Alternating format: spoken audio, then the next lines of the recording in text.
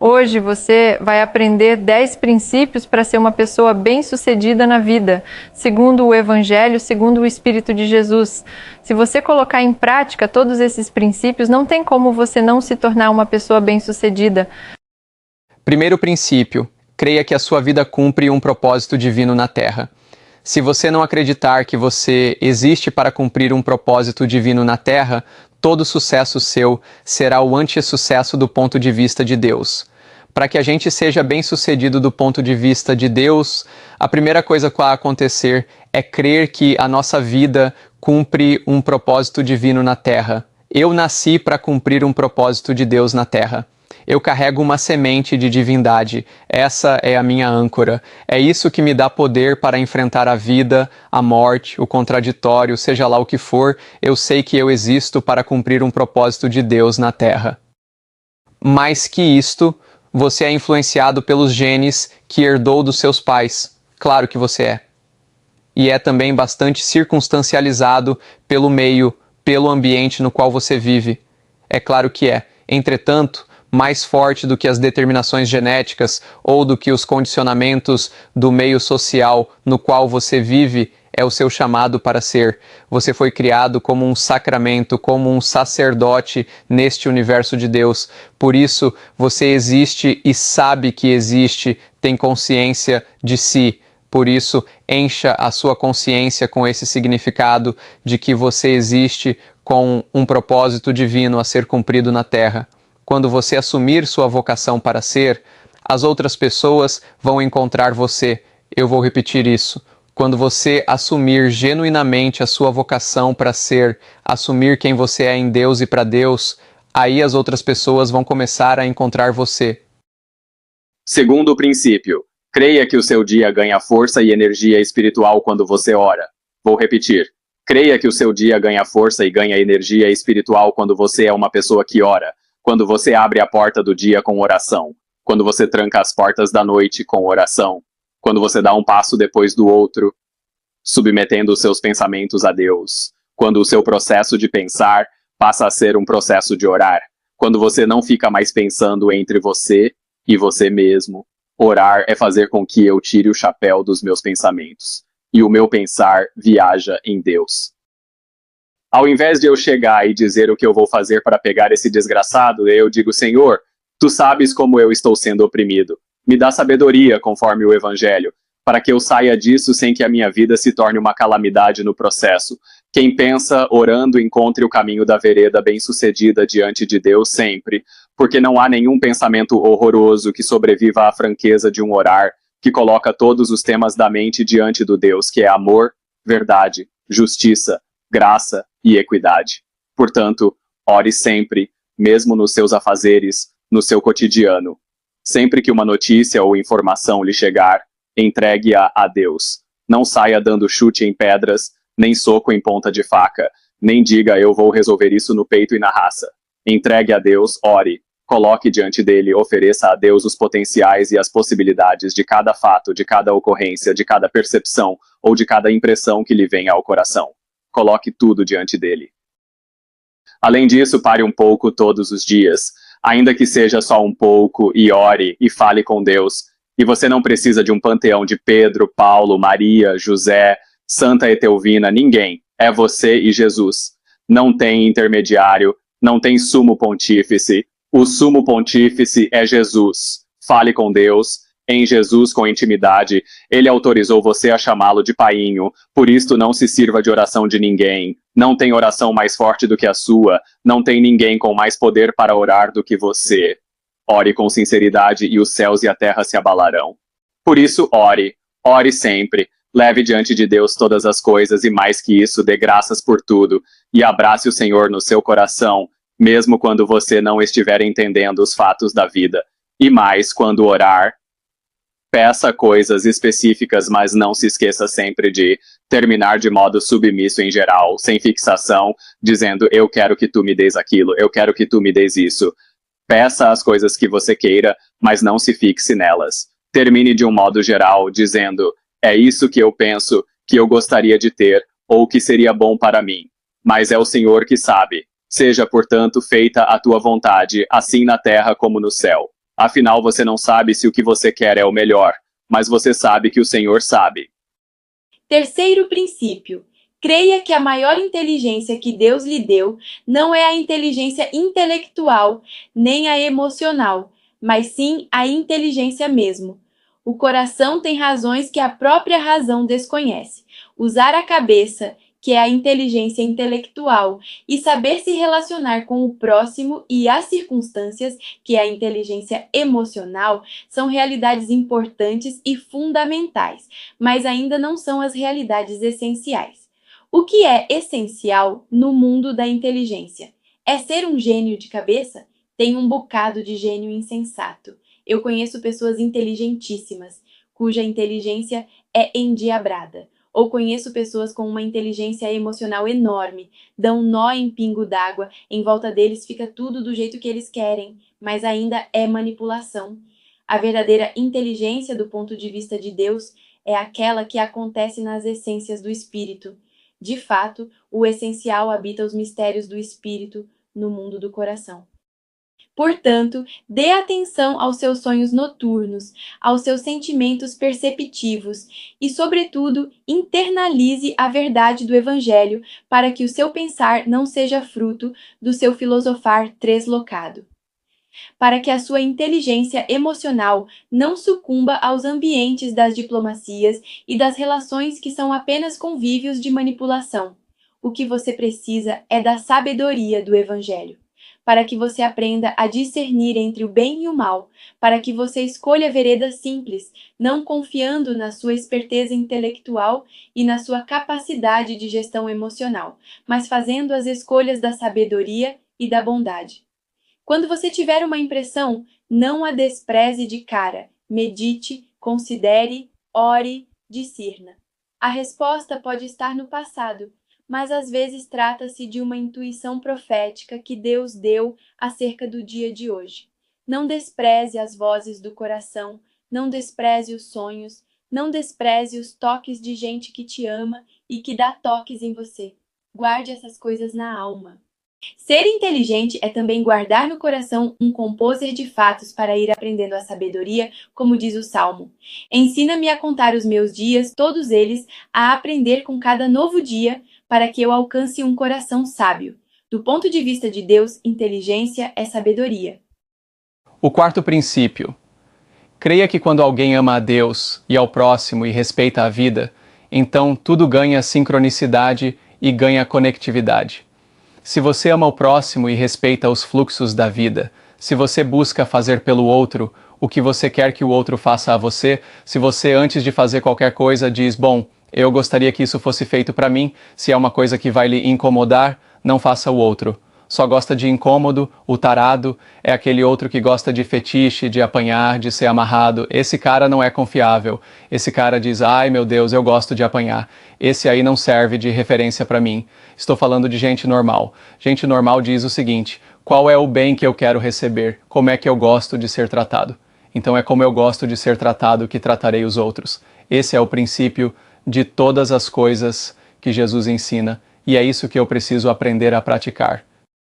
Quando eu começo a praticar isso, quando eu amo a Deus e manifesto respeito ao próximo e respeito com a vida, então as coisas começam a ganhar sincronicidade, tudo vai ganhando harmonia, ninguém precisa fazer nada, não precisa convocar nenhum concílio, nenhum seminário, a vida vai ganhando encaixes. O mundo vai ganhando seus plugamentos, as harmonias vão acontecendo, as sinfonias vão se estabelecendo.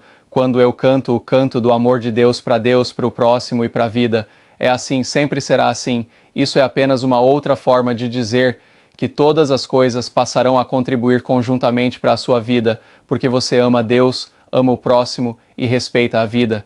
O amor de Deus traz sentido para a vida. O amor de Deus transforma o cenário mais obscuro numa conspiração do bem. Você pode acreditar nisso? Creia para o seu bem, por favor. O quinto princípio. Creia que a leitura bíblica, a leitura da palavra, especialmente o Novo Testamento, que é a palavra que nos concerne acima de todas as coisas, porque é ela que revela Jesus. o Velho Testamento continua a ter importância, mas é uma importância relativa, porque o absoluto está naquilo que revela Jesus. Eu leio essa parte do início, que é chamada de Velho Testamento, a partir do Novo Testamento. E Novo Testamento eu leio a partir de Jesus. O que parece com Jesus fica, o que não parece com Jesus sai. É simples assim. Por isso, creia que a leitura bíblica feita com os olhos do coração ilumina a alma e os caminhos da gente na terra. Ler a Bíblia é importante, mas essa leitura tem que ser feita a partir de Jesus. Há coisas na Bíblia que ficaram para trás, caducaram, esclerosaram. Por quê? Porque em Jesus elas não têm mais o lugar delas. Há milhares de coisas do Velho Testamento que estão mortas e sepultadas para sempre, porque Jesus veio para acabá-las, e eu não tenho o direito de fazer delas um zumbi na minha vida. Se eu sou de Jesus, uma quantidade imensa de coisas do Velho Testamento precisam ser sepultadas. As únicas que ficam vivas são aquelas que Jesus diz que são o Evangelho, que tem a ver com o Espírito dele. Leia a Bíblia assim. E aí você, lendo assim, vai descobrir o significado de ter diante de si não um oráculo.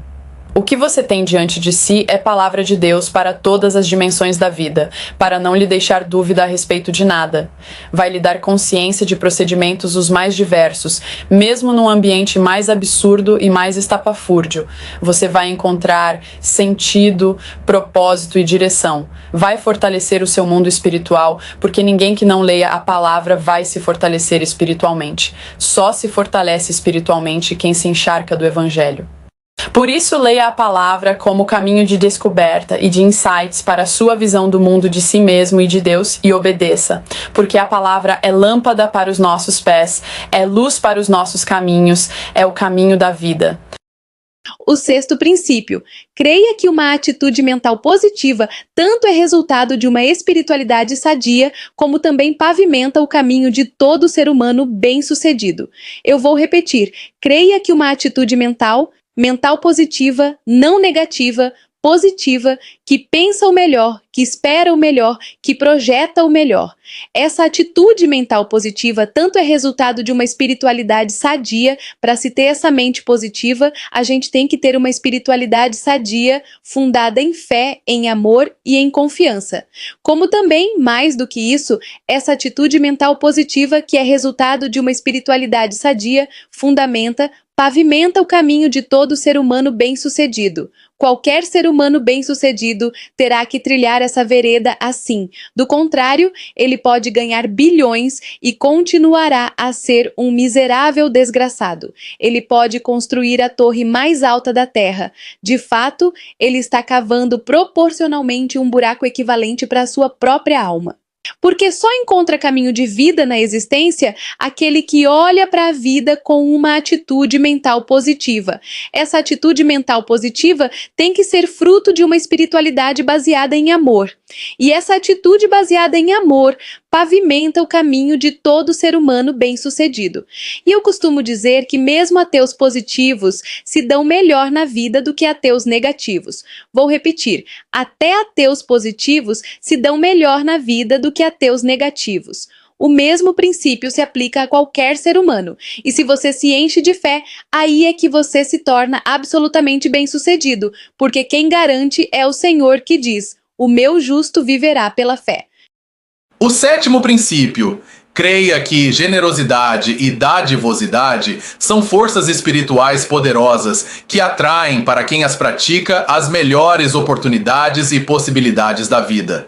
Quem é generoso, quem é dadivoso, não está perdendo nada, está atraindo tudo. Quem anda com generosidade e com dadivosidade é perseguido pela bondade e pela misericórdia todos os dias da sua vida. Desde menino, eu aprendi isso como um valor inegociável dentro do meu ser. Eu não era ainda convertido ao Evangelho, eu já sabia disso. Depois que eu encontrei Jesus, isso ficou mais forte do que o sol na minha vida. É um princípio poderoso. Generosidade e dadivosidade são forças espirituais poderosas que atraem para quem as pratica as melhores oportunidades e as melhores possibilidades da vida. Por isso é tão importante contribuir, tanto com dinheiro para pessoas necessitadas, para causas importantes, quanto é importante andar de olhos abertos para socorrer o carente, o necessitado.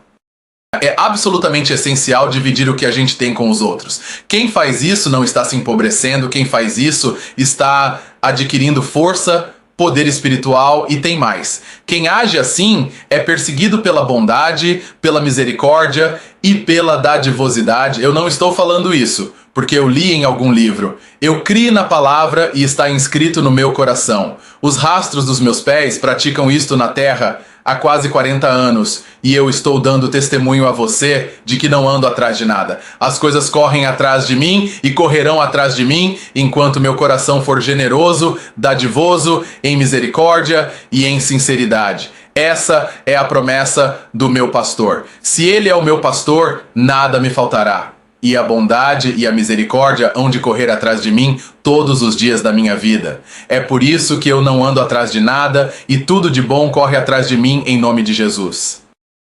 8º princípio. Creia que o que diferencia o fazer do não fazer é apenas uma decisão seguida de gestos simples. Entre fazer e não fazer, a única coisa que diferencia é um gesto. Quem faz, levanta e anda. Quem não faz, fica falando e não faz nada. Então, ao invés de ficar elaborando o ano inteiro o que você vai fazer, levante e ande.